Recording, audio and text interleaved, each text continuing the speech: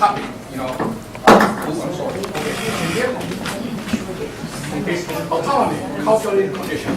When Dr. Yang invited to give me a talk here, and he told me, well, anything to do with autonomy will be all right. And I've been thinking about it, you see. And this morning from Dr. Major's presentation, I tend to think Dr. Major's answer to this question will be positive, right? And how many of you wonder, how many of you think autonomy is culturally conditioned? Those who say yes, please raise your hand. Those who say no, please raise your hand. Okay. Okay, good. Anyway. First, we must, every time when we see a new term or a topic, we must define, okay? So we know what we are talking about. And what is autonomy? Well, of course, before I go to that anyway, okay, we know there are so many different, bioethical principles. And the most famous one are the principles given by Georgetown University.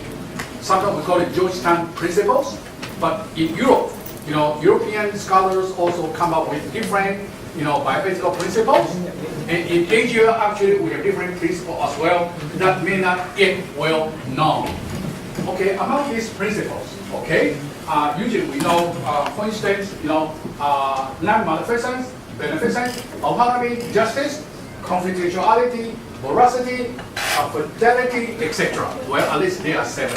Which one you think is the most important? I know I mentioned before anyway, many times.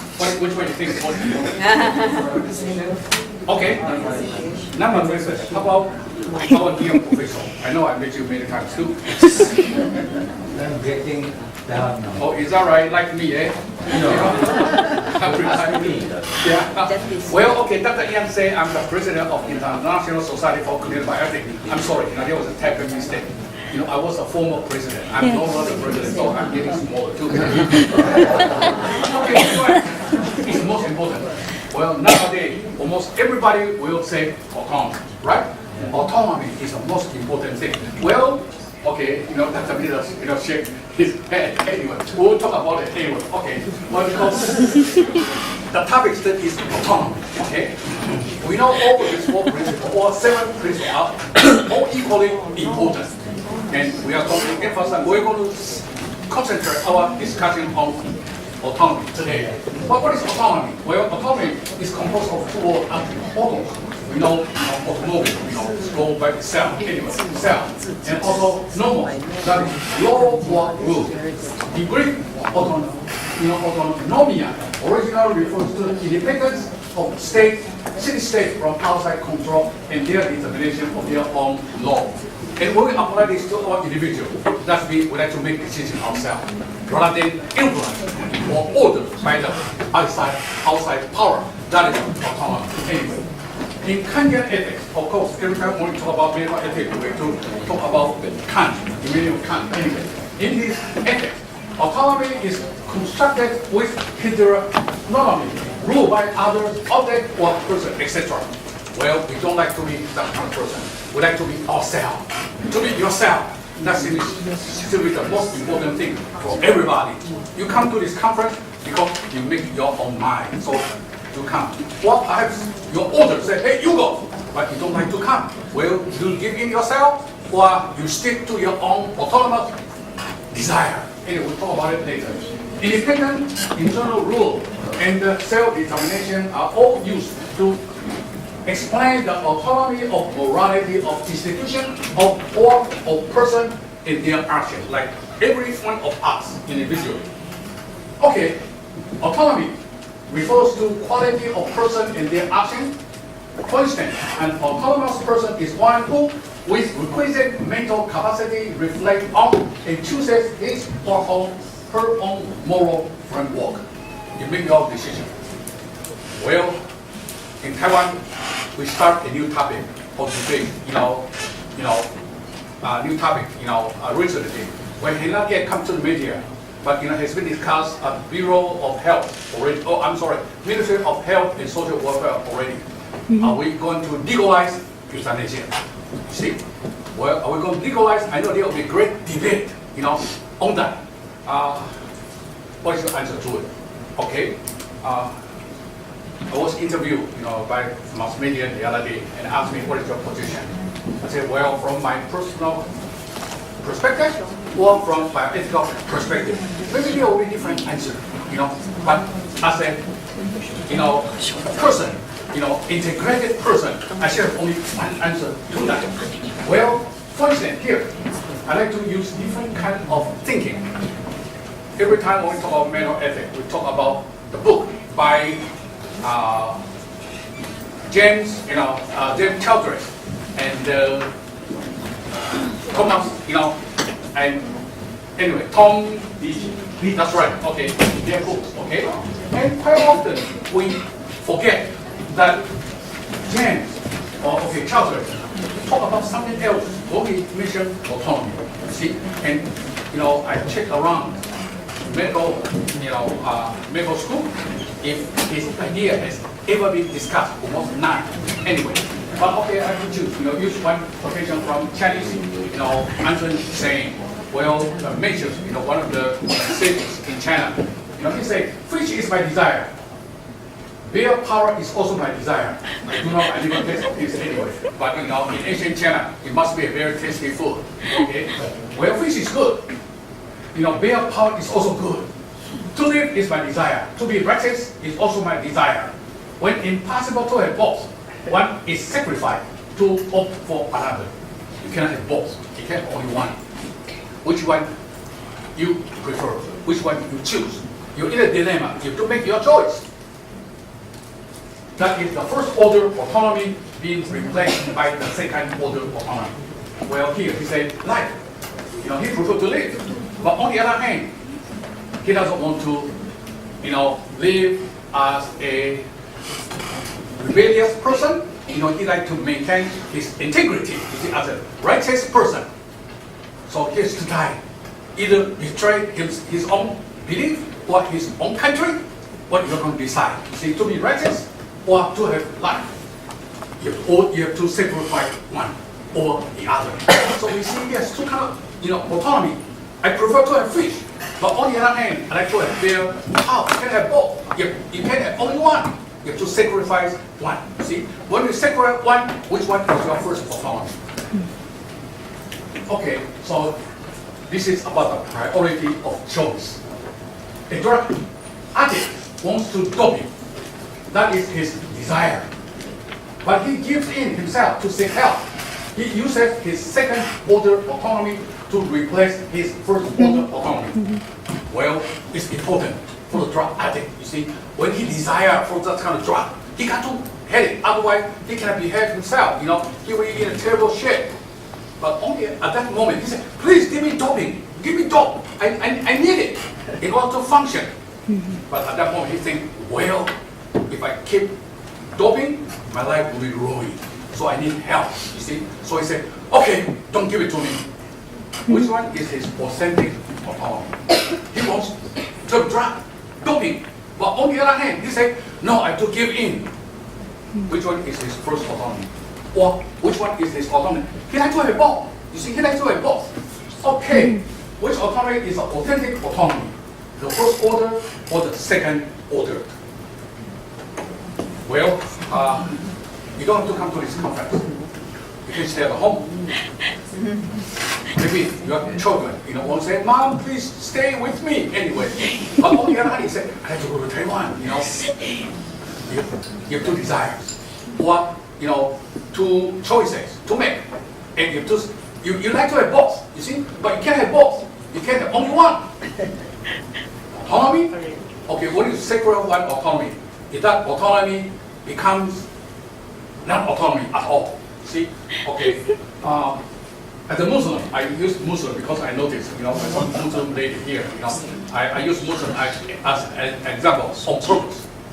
Okay, as a Muslim lady, should she wear a veil when going out?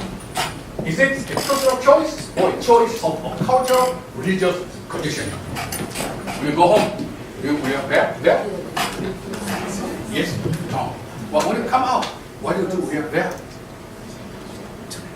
Well, is that your personal choice?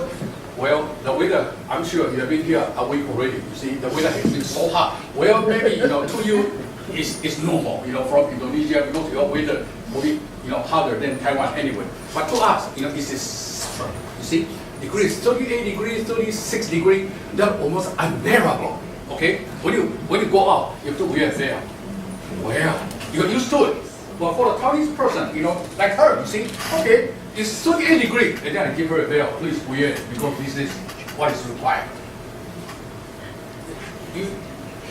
Either you are going to wear it or you are not going to wear it. You have to make a choice. Okay, okay. A person may prefer to be free from all fetters, but eventually willing to adapt the custom by that he or she abides. Either or, it is an exercise of autonomy. Will that be first order autonomy or second order autonomy? Now you decide, because I've been taught when I go out, I have to wear there. Is that the end of your decision making? No. Something else you have to think about. Okay, you're going to wear hijab or something else. Okay, I know what you wear here. Most of you wear hijab, right? Do you call it hijab? Okay, this is what you wear. But some other people wear hijab. Oh, I'm sorry. Okay, some other people, well, they will be required to wear niqab, cover the whole body except for the eyes, or chador, full body length, but leave face completely visible. To wear, burqa, whole body is covered and see through a makeshift screen over the eyes. It's a choice. Which autonomy is opted, is chosen? Well, full autonomy. Well, I should not say full autonomy anyway, but I just use this term. Or conditioned autonomy. Now you make your choice. You wear, hijab. You see, how come you don't wear the other one? There's another choice, another determination. How come you wear this one? Because culturally and religiously conditioned in your country. You see, everybody wear like this. So you are culturally, adapting, the custom. See, which one is a real autonomy? Not only Muslims wear veils, actually, Christians or Jews also have the similar teaching as well. You read the New Testament, well, actually, St. Paul requires all the ladies to wear veil like you too when you go out. So you see, nuns of the Roman Catholic Church, you see, they wear veils as well, just like you. You see, there's nothing unusual, you see. And of course, after 16th century, after the Reformation, that seems to have changed anyway. Autonomy, my own choice. Either you're going to wear or you're not going to wear. You're going to follow, the cultural change, or you are going to insist the traditional way. Either one is good. None is, bad anyway. Okay. In China, of course, we used to have this food binding. You know what food binding? When a child was, 1 year old, 2 years old, the mother will bind her foot. You see, prevented it from growing. And eventually, she will have a very, very tiny foot and able to run. Able to run. Well, the child suffered a great deal. You see, and when she grew up, mother knew, how much the child suffered. Actually, you see, but how come she insists doing that? If she remembered when she was younger, she went through the, same process, and she suffered a great deal. Maybe at one time she said to herself, "One day when I become a mother, I will never let my child go through the same process." And now she is a mother, but she also, tell her child, her daughter, needs to go through this food binding as well. Well, how come? If you ask her, would you like to have this food binding? No, I don't want to. But because living under that kind of society or under some kind of religion, you ought to follow. You see? And okay, this is Chinese example. Anyway, okay. Just mention, you come to this conference by your free will choice, the first order autonomy. You have other obligations, but you ought to attend because you are the board director, the first order autonomy, or your second autonomy is at work. Well, you all go through that process. You see, when you decide to come, I have to make a choice myself too.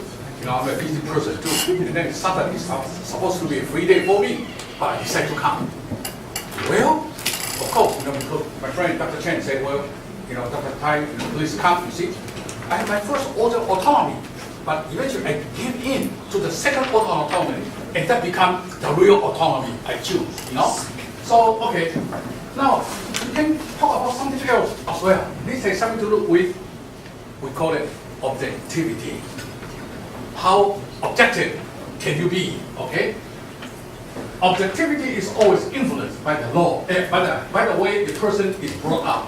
Education, religion, custom, belief, politics, gender awareness, all contributed to the formation of a person's value theory that in turn shape his, her, own view. Well, if I were born in Indonesia, my daughter will do well there, you see? Because I don't live in Indonesia. I brought up my kid in a different way. Why? So we know autonomy somehow has been influenced by culture, or by religion, or by education, by your value theory. Anyway, well, so the so-called objectivity is somehow still shadowed by the person's first value imprint. Therefore, objectivity is only subjectively objective. So can we say there is something called absolute objectivity? No, because your objectivity is influenced by your subjectivity. Agree? You agree? Anyway, you can bring the question. Okay. How about autonomy? Anyway, okay. I'll give you some example because I think we need example to talk about this. Okay. Here's four cases. A young lady was found weeping by her hospital bed one morning. Later found that she was going to donate one of her kidneys to her estranged father. She gave in. She gave her consent under the familial pressure. We know when we make our decision making in Orient or in Asia, well, it's not individual who makes the decision, but the family. We call it familial or collective decision making. So there's a great cell. A larger cell and also smaller cell.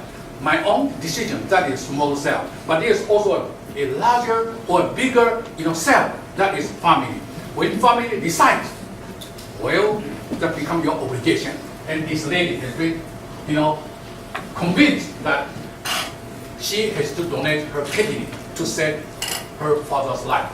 But she was willing. Is she willing to give? Is she willing? Is she willing to donate? Well, this is one of the cases, you see, we confront, in Taiwan, we have organ transplantation, almost, every week, everywhere, you see, Taiwan is really good, clinical, medicine, anyway, transplantation has been very successful, you see, especially kidney and liver, you see, the living donor, the liver. Mm-hmm. Well, it's not easy to find an organ, therefore, children, you see, or maybe a relative has been approached, would you please donate? And under the pressure of the family, under the pressure of society, or the traditional value, daughter cannot say no. And this is the daughter. You see, she was weeping. Anyway, just the first. So, if it's real autonomy, should the transplantation proceed? That is the first. Anyway, my time is up. How many more minutes? Go ahead. Okay, I will. So anyway, I got 30 more. Okay, 30 more minutes. How many? I still have 30 minutes? 30 minutes. 30 minutes. 30? Yeah. 30? Right. My goodness. Okay. Anyway, more time for discussion. Anyway, Taiwanese custom of dining at home was appropriate. You know what I'm talking about? The Taiwanese or Chinese, custom. When a person dies, the place to die is at home. You see? Why? Well, because if the person, dies somewhere else, the soul of that person will not be able to find his home. So, usually, a religious, leader, priest will go there and try to find his soul and say, well, follow me, we're going home now, we're going home. Or if the person, dies in hospital, the family will, of course, take the body home. Take the body and will tell him, okay, or pretending that he was not dead yet. Usually, you see, But if this day, okay, we'll tell you, okay, we are taking the elevator, we are going down to the first floor, now you turn left. And then, okay, we're going to turn right, okay, now you get into a taxi, or turn right, or we are going to a bridge. How come? You tell this person, this dead person. Otherwise, this person would not be able to find home. Something would have to come up, he got lost, because he was not dead at home. He was, he died somewhere else, you see. So it is appropriate for a person to die at home. Now, a person was in hospital, and the family member feel, my goodness, my father or my daughter is going to die soon. They are rushing home, or rush her home, so that she can, or he can die at home in peace. Okay? It is their autonomous decision to be discharged. But if the physician regards from his judgment and knowledge that the sick is still treatable, should health professional attempt to change the homes? Well, the patient decides, I'm going home. But the physician says, hey, there's still hope. You see, we can still treat this person. He will not die. Stay in hospital, we'll try our best. Two choices. You see, but say, well, we'll take her home, take him home. Otherwise, you won't be able to die at home to have an appropriate death. See? Okay, this is the second case. The third case. Well, many young and promising warriors gave their lives for a holy, noble cause in preserving the sacred pillar of Hijab. Jihad, I'm sorry, jihad. You know what I'm talking about, right? You're from Indonesia, you know what I'm talking about. Jihad is very important. One of the pillars of Muslims, you see? One of the person. Okay. And this young, promising warrior said, I have to do it. I have to do it, and I'm going to do it. Because that is one of the virtue, or the pillar of my faith. It's very important. Well, in case, where an indispensable leader, very important leader, set an example by volunteering himself to become a martyr, carrying out the virtue of jihad. But his sacrifice may bear a negative impact upon the group cause. Should he reconsider his choice? Somebody who is indispensable to his group or to his country. But he said, I'm going to be loyal to the teaching of Allah. I'm going to become a martyr, following the doctrine of jihad. Should he go ahead? But he volunteered himself. But his death will have some great impact on the cause of the whole group. Okay, now he's in a dilemma. Autonomy. What kind of autonomy? Okay. Now, another case. This is a real case in Taiwan. A magistrate. Well, here's another term. I don't know, the leader, or the governor of the country. Anyway, okay, the governor of the country in Taiwan was on hunger strike due to being wrongly charged of corruption. This magistrate, or governor, was determined to fast until the case is clear or to death. If her case is not clear, she will prefer to die. Okay? This person eventually was rushed to the hospital because of failing condition. The superintendent for me to see what to do, as he must respect patient's autonomy. But on the other hand, it could lead to an unnecessary and unjust death. The Japanese samurai would take his own life to prove his innocence. This spirit, though it's not firmly established in Taiwan, somehow it can be traced as a way of proving one's integrity. Well, this is a real case. Happened several years ago. I didn't say he or she, because if I say she or he, probably you know who that person is anyway. Okay, I'm sure you know this person. Yeah. Well, this person finished his term. Okay, already he's I'm sorry, she or he is no longer magistrate. But it happened. Eventually, she was proved innocent. You see, she was acquitted. Anyway, okay. Is she dead? Pardon me? Is she dead? No. No. Okay, this is what I'm going to do. This physician asked me, what I'm going to do. I have to respect her autonomy. I'm sorry. Okay, to respect the patient's autonomy. I told this physician, well, this is your decision making. Anyway, your decision. I'm not going to tell you my choice. Okay. Physician is in a dilemma: to rescue or not to rescue. You're a medical doctor. Are you going to rescue or not? You rescue. So you're going to violate her own autonomy, yes. Right? Yes. But she determined to die to clear her name. Anyway, my concluding words. We agree in today's bioethical ethics, biomedical ethics, that patient's autonomy is to be respected. But what is the authentic autonomy? First order or second order? Is autonomy culturally conditioned? Let everybody answer in his or her conscientious way. What gonna answer? Yes or no? Okay. I still have time. How much time do I have? 20 minutes. I think this session is, we are going to end at, at 1:30. Yes, and I'll speak after me, right?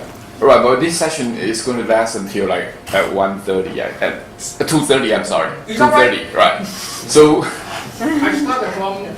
But 1:30. I thought I was. Yeah, until 2:30. Right. But it's all right. You can. 2:20. 2:20. All right. But we're going to have 10 minutes for discussion, right? Yeah, but it's fine. If you feel like having more discussions with the audience, that's also okay. Right. I'm sure Dr. Michael has a question. So Dr. Da, are you done with your speech? Yes. Okay. All right. Yeah. So then because we got 30 minutes left for question and answer. So is there any feedback or comments from the audience? Anybody have any questions? No. Otherwise, I'm going to turn platform to the next speaker. Yes. So, can you give me an example in your life of how your autonomy is culturally conditioned right now? Well, I came back to Taiwan in 1997, and if you ask me, Michael, would you do it again? Reverse the time to 1997, would I come back? My answer probably will be no. That was wrong decision making. I make a wrong, decision by coming back here. But I cannot change that, you see. But at that time, I argued with myself. Either I stay in Canada or come back to Taiwan. I have never done anything for my country. I never pay a cent of tax to my government. I never done anything, and I feel, well, I'm in my 50 at that time. I only have a few years left, you see. Maybe I will use the last few years, to do something, for my country. So I decided to come back. That was a dilemma. So my first autonomy was stay in Canada, where I can enjoy good income, good life, but I eventually, I gave in, and take my second order autonomy by coming back. And I'm sure everybody, has this similar experience in your lifetime anyway. So we, just like, what Michel said, fish is his desire, but bear power is also his desire. And then you have to make choice. You see, both are autonomy. I like to have this, that's my autonomy, but you cannot have both. And in medical setting, this happens all the time. And you have to decide which one is the first order autonomy and the second order autonomy. Yeah. I'm glad you came back in 1997 because I could meet you in 1997 in Taiwan. Right. We met in 1997. In Taiwan. At that time, we started medical ethics actually. And the medical ethics in Taiwan actually started from that year. You see, Dr. Michael came back and for a conference, and we started medical education cannot, proceed without medical ethics. Anyway. So, since later, the background, the ground, all that. Okay. Yes. Thank you. It's interesting that as you speak, autonomy is influenced by culture, and it could be different in one place to another place since the culture is very sensitive and can very different diversity. and it could be it's proper or good in the one place and might be improper or not good in other place. Then my question is, what's your best suggestion for making the the best standard to spirit this is proper or this is not proper regarding by the influencing culture on the autonomy? This is my first question. My second question is, it's also interesting that every day we have second and first choices in our life. When we're talking about the clinical decision making, I mean, as the doctor, as the nurses, what the best way we can approach if we face kind of this situation? Thank you. Okay, thank you very, very important questions. Anyway, so I think we can turn your question around. Is there absolute autonomy available in the world, or every autonomous decision making is conditioned, determined by something else? So, when I came back to Taiwan, I tried to say, okay, autonomy and those four different principles as, most important. And eventually I discovered, no, that's not the case.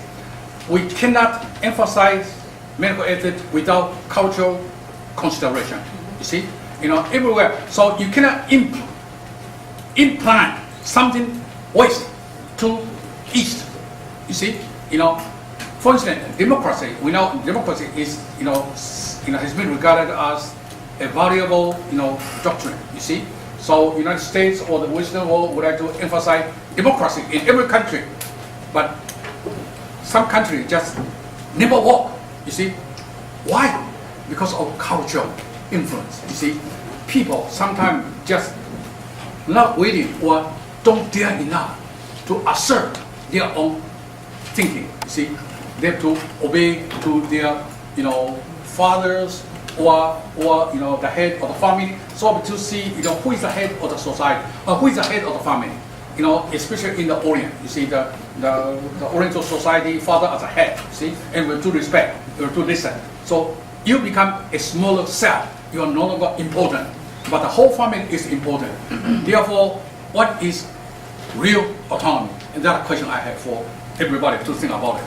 So you can answer from your own cultural, religious, setting, and you can say that's my decision, and I have to respect that.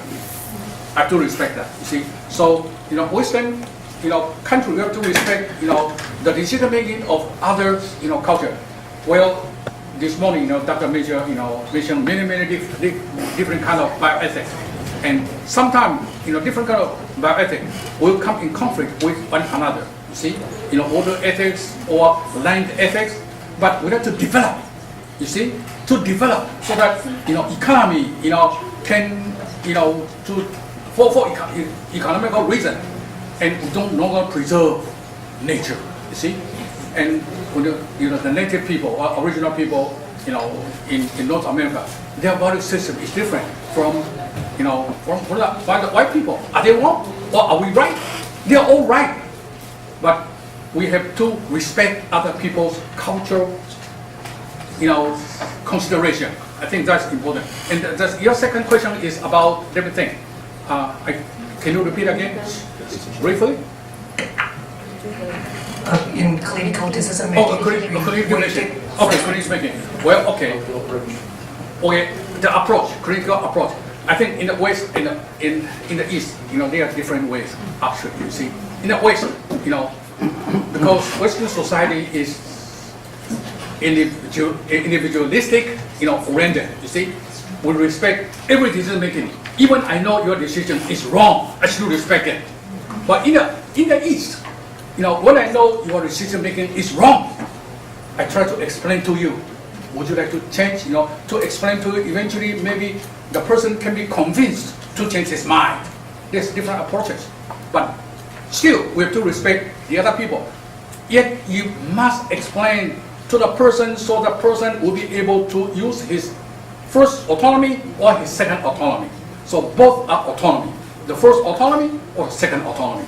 And you see, so you know what I'm talking about? Okay? This person's decision making may not be to his best interest.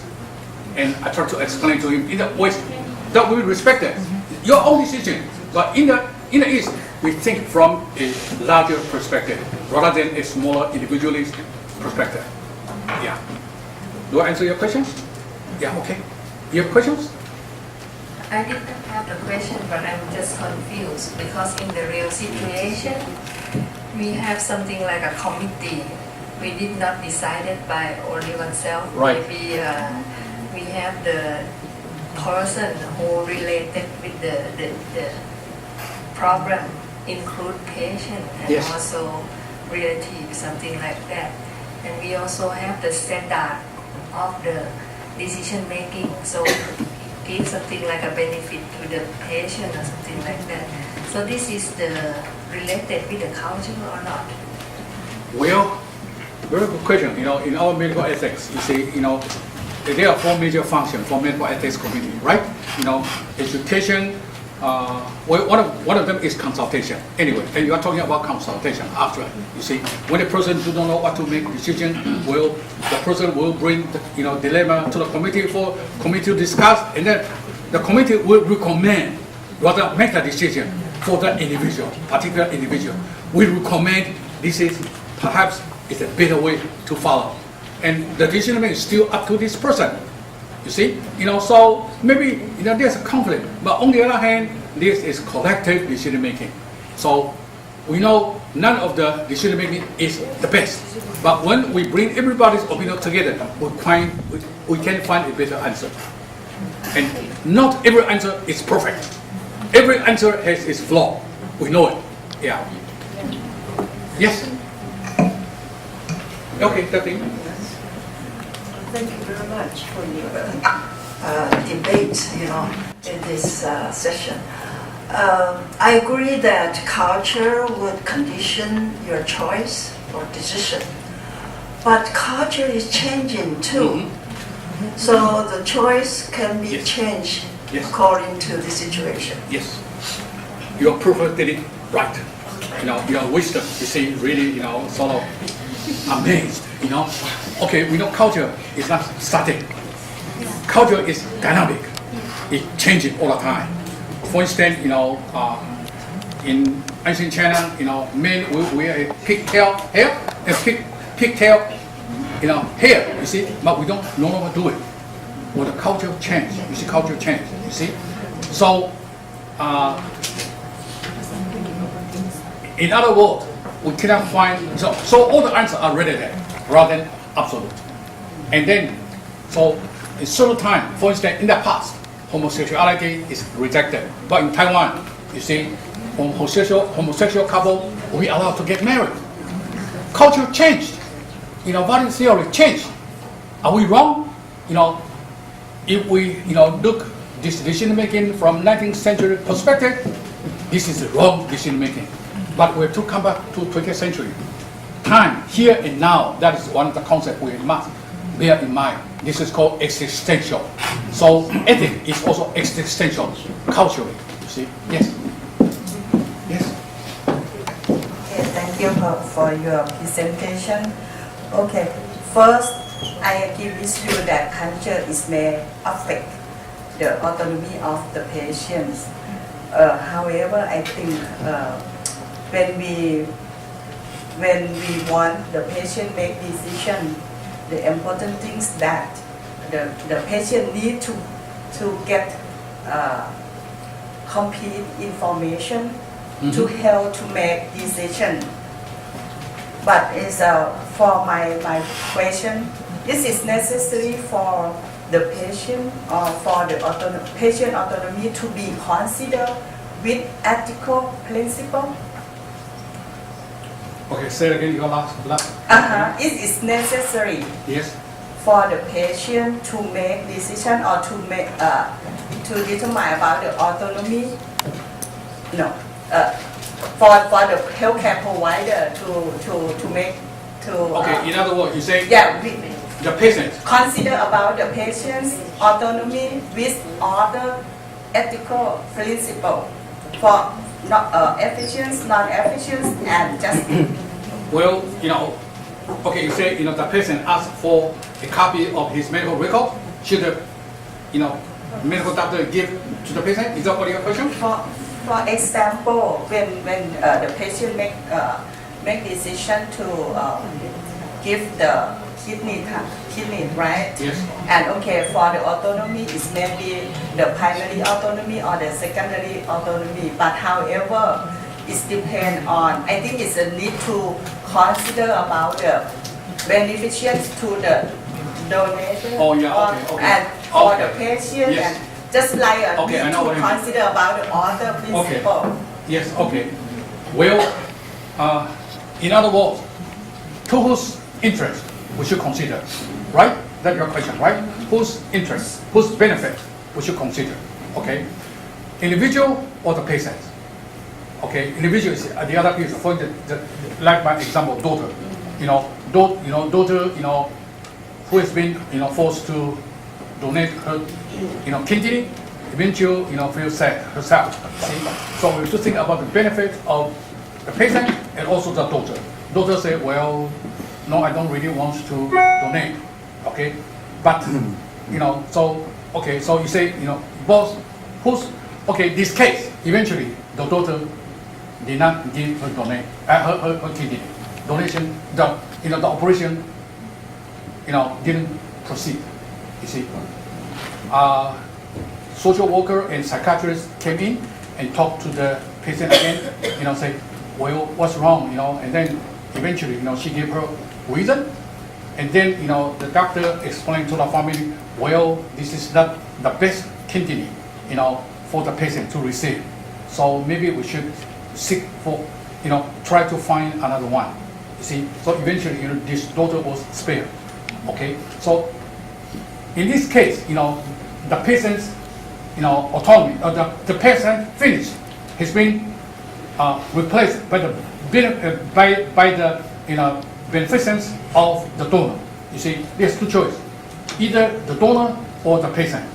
And then, the patient, the donors, well-being is taken for consideration rather than the patient. Of course, sometimes the patient will die if nobody will be willing to donate the kidney, right?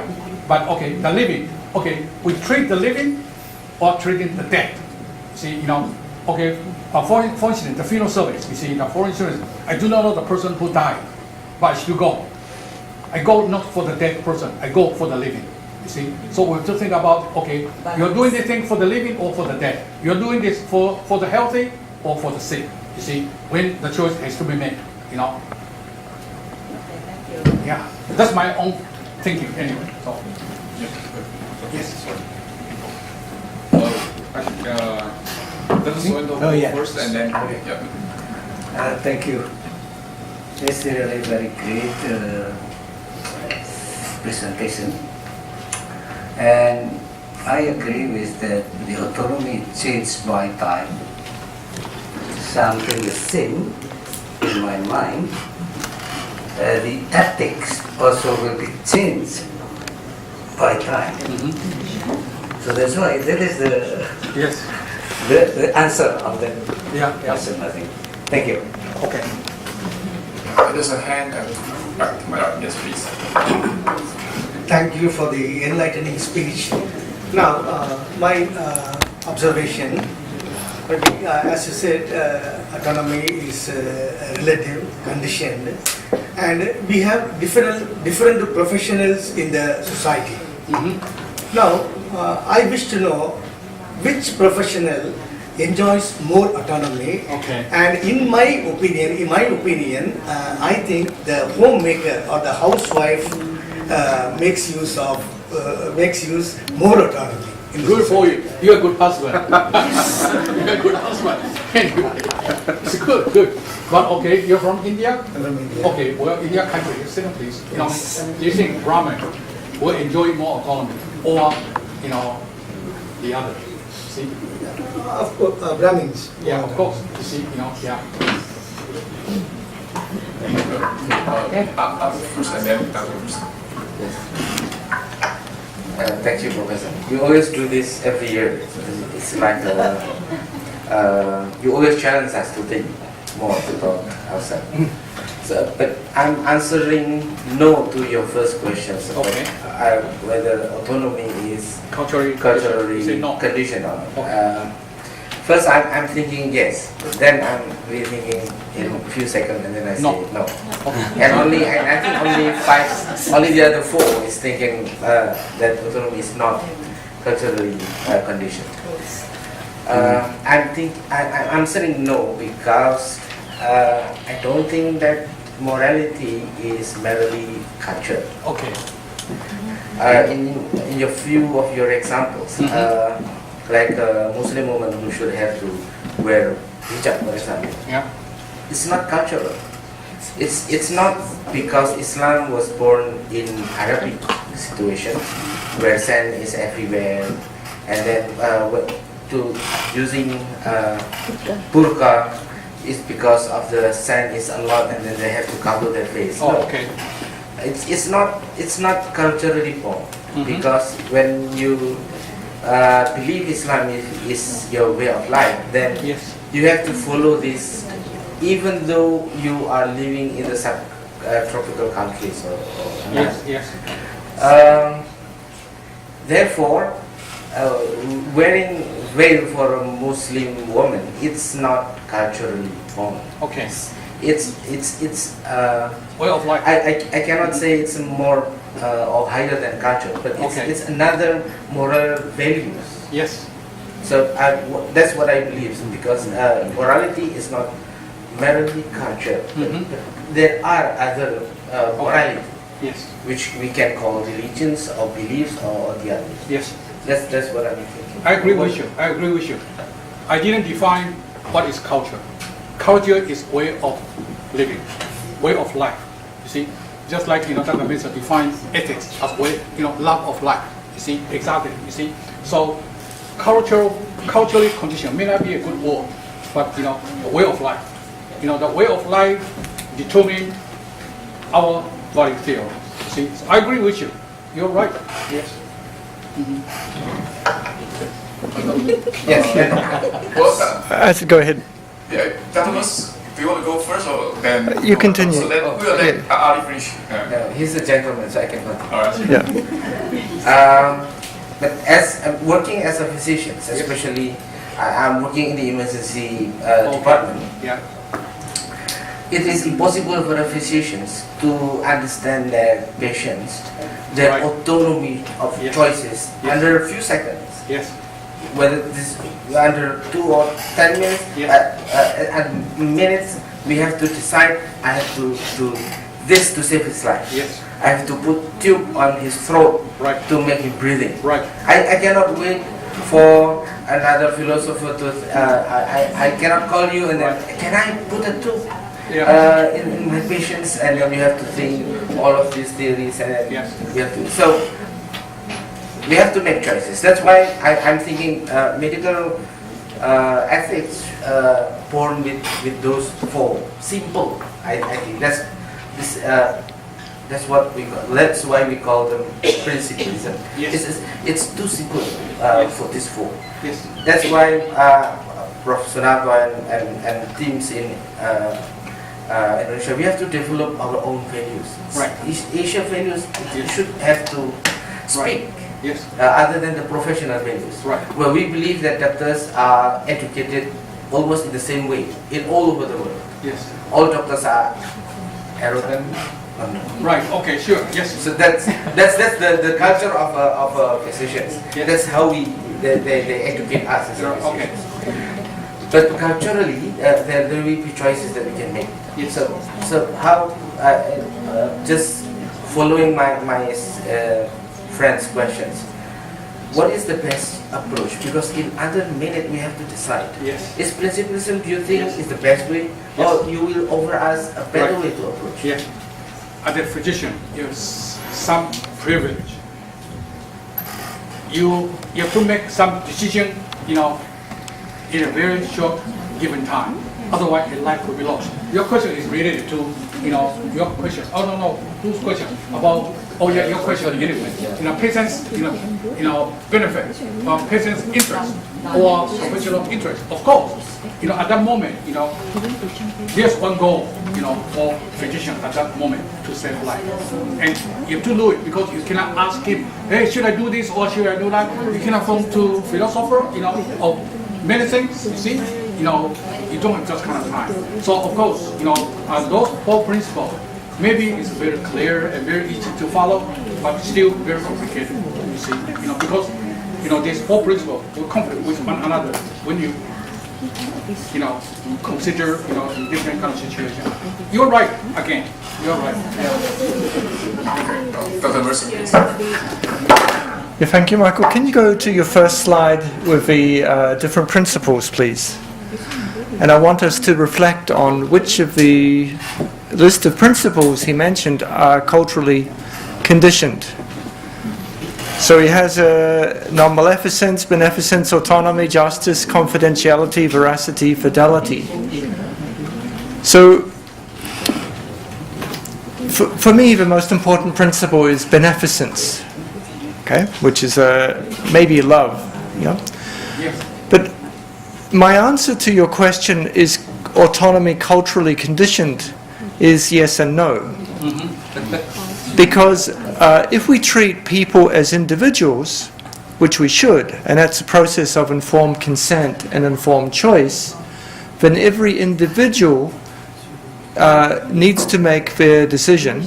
And as we can see in questions of palliative care, every individual, even if they're from the same culture, is making different decisions. So in that sense, autonomy is not culturally constrained. I'd use the word constrain, because we're not constrained by the fact that I'm from Taiwan or Canada or Indonesia or Zimbabwe. I am constrained by my life history that got me to this point and what my family has taught me. So all of these, in a sense, it's constrained.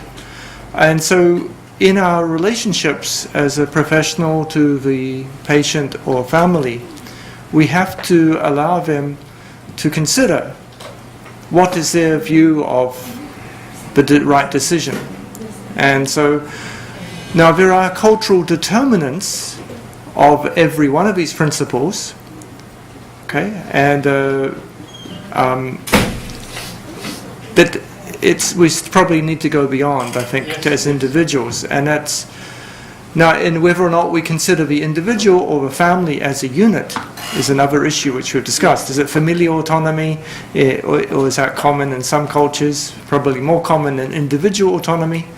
And people in a crisis can't make decisions, so the family needs to help them make decisions. So that's, so of course it's a very good, your cases, but the answers to each of them are individually determined. Yes. There's no demographic predictor of anyone's decision, especially on issues such as euthanasia, abortion, life and death questions. And the dilemma, for example, we saw earlier, as it presented a serious dilemma, we can understand these different perspectives, and in the end, it's not a culturally determined thing. It is the life history of the people and the situation. So that's probably my answer to your question. Well, actually, I agree with you as well. You see, how come? Because, okay, when we talk about autonomy, or when we talk about beneficence, well, if love of life is the foundation or the basis of all decision making, there's no other way. You see, if you are doing things for the sake of love, you're right. There's sake of life is not culturally, religiously, morally conditioned. Not at all. Love is love as it. You see, that's the first part. You see, from that sense, of course, we cannot say, okay, autonomy or bioethics is culturally, conditioned. No, we're not. So I agree with you. So your definition that bioethics is love of life is perfect. You see, because that laid the ground for everything.